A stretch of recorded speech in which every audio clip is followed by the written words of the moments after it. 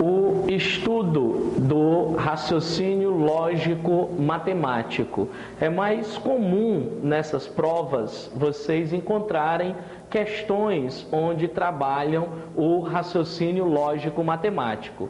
Vamos observar o conceito mais importante, que seria o conceito de uma proposição.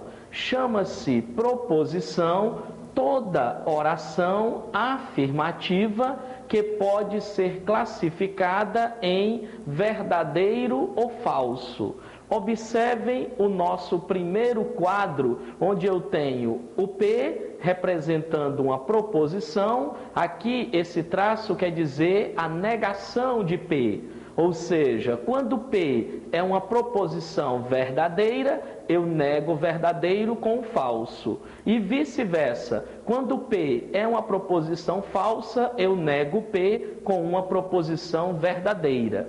Nós podemos destacar a tabela da verdade. Essa tabela da verdade foi criada pelo matemático Aristóteles exatamente para facilitar algumas questões onde trabalham com as 4 operações. Observe, eu tenho a união, eu tenho a interseção, eu tenho o se então e o se somente se, ok? Observem aqui a proposição P sendo verdadeira, que verdadeira, 2 proposições verdadeiras.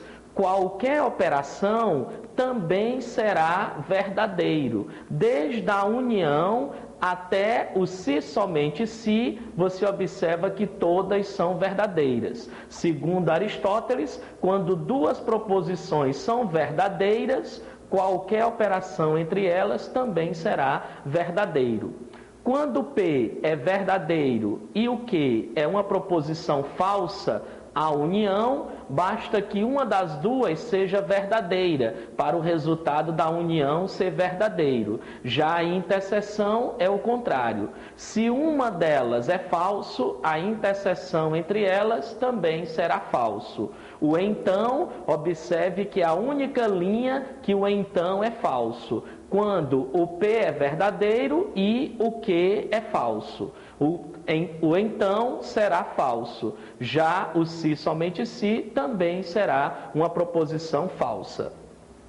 Quando o P é falso e o Q é verdadeiro, a união, recapitulando, só precisa uma verdadeira. Como o Q é verdadeiro, mesmo o P sendo falso, a união será verdadeiro. Já a interseção, eu tenho uma falsa, que é o P, a interseção será falsa. O único que o então é falso é quando a primeira é verdadeira e a segunda sentença, a segunda proposição é falsa. Então, o se então fica verdadeiro e o se somente se, você observa que a diferença entre o P e o Q. Para o se somente se ser verdadeiro, as proposições precisam ser iguais.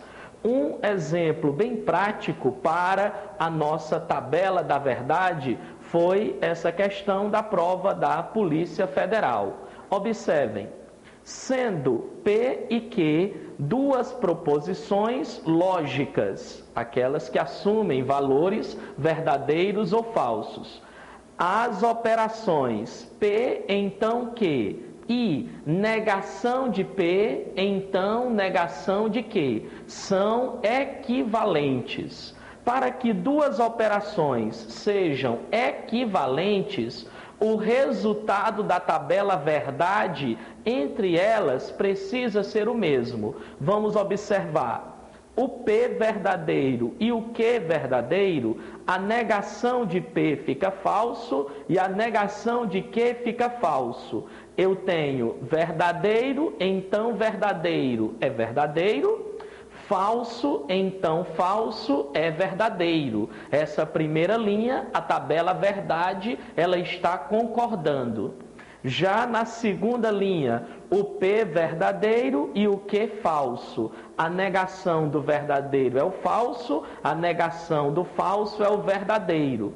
Eu tenho verdadeiro, então falso, é uma sentença falsa, e falso, então verdadeiro é uma sentença verdadeira. Observe que a tabela verdade discordou. Se a tabela verdade discordou, nós temos um item errado, né? Essa questão foi elaborada pela prova da CESP, onde o aluno verifica se os itens estão certos ou errados. O raciocínio lógico matemático, ele também pode aparecer na forma de figuras geométricas. Observem essa questão da Universidade Estadual do Ceará. Os números colocados nos quadrados seguem uma ordem lógica. Sempre que você estiver trabalhando com números, você vai seguir o passo das operações matemáticas, ou seja, você vai trabalhar com a adição, você vai trabalhar com a subtração, com a multiplicação e com a divisão. Você vai observar que uma dessas operações vai se enquadrar na sua questão numérica. Ou seja, vamos observar, continuando a questão, observando os números atentamente, o valor do número n. Observe que eu tenho duas incógnitas. Eu tenho o número n e tenho o número x. Como eu falei anteriormente, você vai observar as operações matemáticas que unem esses valores numéricos. Ou seja, quando você soma 20 mais 18, o resultado final será 38. O mesmo resultado você observa aqui embaixo. Quando eu somo 3 mais 1, eu vou encontrar o 4. Dessa maneira, você continua aqui a solução, acompanhe comigo. 4 mais x. Então,